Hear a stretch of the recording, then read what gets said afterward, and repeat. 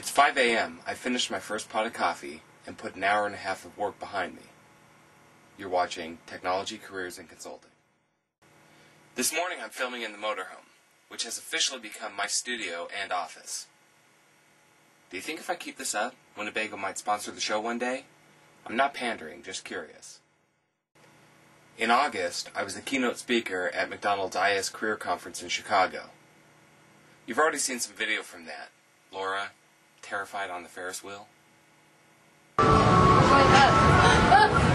Honey, we're only halfway. Sit down. Sit down. No. Panicking. Stop. If I rock it, will it bother you? No. And video of the IT Job Seeker song. Where every day's not a fire drill. Not asking for another .com praise, but maybe a little of that .com pay.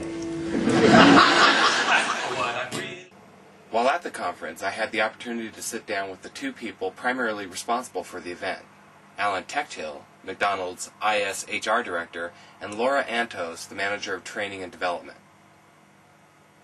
We took a little time in one of the breakout session rooms to discuss their roles in assisting the IT careers of McDonald's employees in advancing the goals of the organization.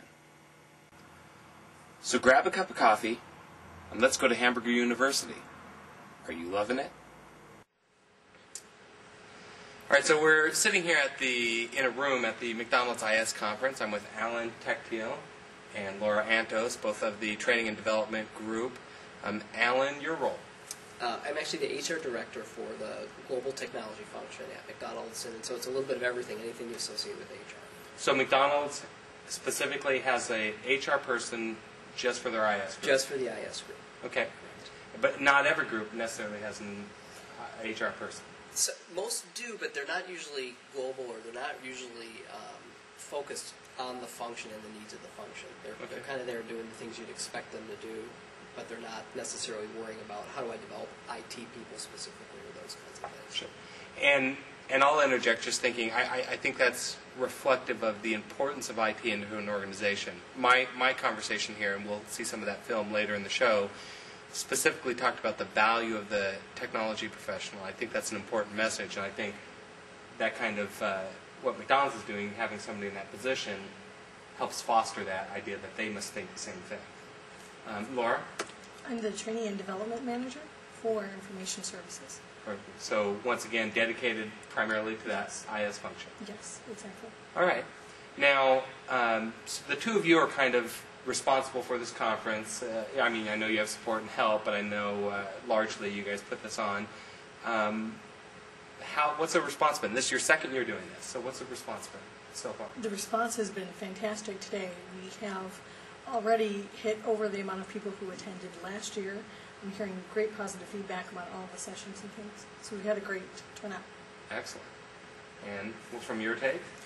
Actually, people seem very upbeat about it. They're connecting with the content. And one of the things that we've noticed about IT people is they sometimes tend to focus on the negatives or some the things that are wrong. And I think we finally have turned the corner with them, and they realize there are no hidden agendas. Right. That we're really trying. Their jobs not being outsourced. Their jobs are not being outsourced, and you know you do go through things like that. But there's I think never been a better time to be a technology person, and it's not just at McDonald's, but at McDonald's in particular, we need a whole new self-image and self-esteem for IS, and this conference I think helps that. I think you coming and talking about the value-added technologist really will connect with people, because that's the message that we're giving them. It's not about just enabling the business anymore for us. It's actually now about driving the business.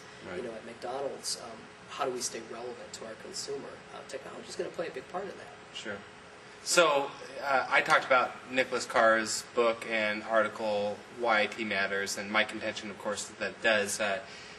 Do you think the technology professional post.com bust is beginning to believe that they actually are relevant to the organization?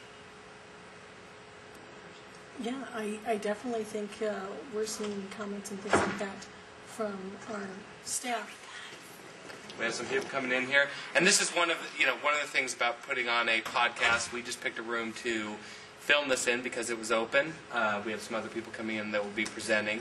Now, the last thing I want to ask you guys is, if there was one message that the IS professional could take with them that you felt was valuable for, from the conference or for their career, and also in general to my audience, which will include non-McDonald's people, of course, what would that message be? I'd have to say the one thing that has been resonating the most, and I think all of our speakers, without us coaching them, are focusing on the same things, is really about being aligned with your passions, the things that you love doing. I mean, clearly you're going to focus on the stuff you're good at, but really focus on the stuff that you love doing. And us as a business and us as a function, we're actually learning to align people in roles where that match happens. Right. So it's almost like, take some time to actually figure out what do you love doing. And I think Laura's challenge and my challenge is how do you get people to ask themselves the right question? And Sure. That's what we're trying to do today. Okay. And And I think for me, it's been job enrichment. So career development isn't just what is that next step. It's finding your passions. What do you like to do? That may mean taking a job that is lateral. It may mean taking on new projects in a global, project team or something different than that. So it's about finding what you're passionate about, what you're good at doing, and what your needs are, and where that comes together, and going from there. so you guys have heard me or listened to me, or I guess read me, writing about matching agendas, and that being an important topic of conversation.